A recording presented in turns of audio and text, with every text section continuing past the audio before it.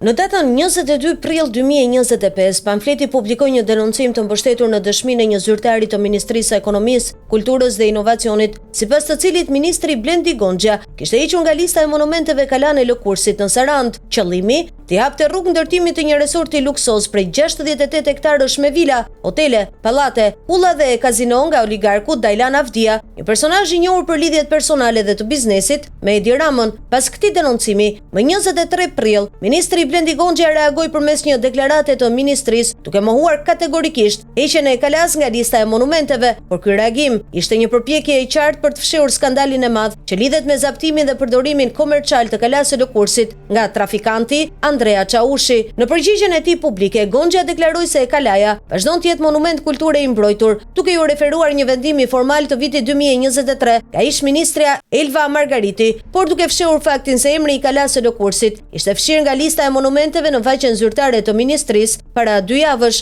Ministri Gonxha gjithashtu harroi të përmend se Kalaja e Lëkurësit është përdorur prej vitesh si resort privat, fillimisht nga ish-deputeti Vangel Tavo dhe familjarët e tij, të cilët e shfrytzuan ilegalisht, duke ndërtuar objekte dhe kryer gërmime të palikshme, dhe më pas ja kaluan trafikantit Andrea Çaushi në këmbim të një borxhi prej 1.5 milion eurosh. Aktualisht, Andrea Çaushi vijon ta shfrytëzojë në mënyrë të palikshme këtë monument kulture, duke e kthyer në hotel, restorant dhe hapësirë tregtare me një sipërfaqe të uzurpuar prej 3200 metër katror edhe jashtë Kalas. Me vendimin numër 501 të datës 24 gusht 2023, firmosur personalisht nga kryeministri Edi Rama, Kalaja e Lëkurësit i është hequr formalisht nga duart trafikantit Çaushi dhe i është kaluar plotësisht në administrim Ministrisë së Kulturës. Mirëpo, edhe pse kanë kaluar 20 muaj, ministri Gonxha nuk e ka zbatuar këtë vendim, duke refuzuar të largojë trafikantin Çaushi nga Kalaja. Pyetja që pamfleti i drejton publikisht ministrit Gonxha është e drejtë për drejtë. Pse refuzoni të zbatoni vendimin e qeverisë për largimin e trafikantit Andrea Çaushi nga Kalaja e Lëkurësit? Kjo pyetje nuk mund të marrë përgjigje tjetër, veç faktit se gjithçka është një skenar i mirëmenduar nga vetë Edi Rama dhe ministri i tij Besnik Gonxha për t'i dorëzuar përfundimisht monumentin mafiozit Dajlan Avdia, një tjetër mik personal i kryeministrit Rama.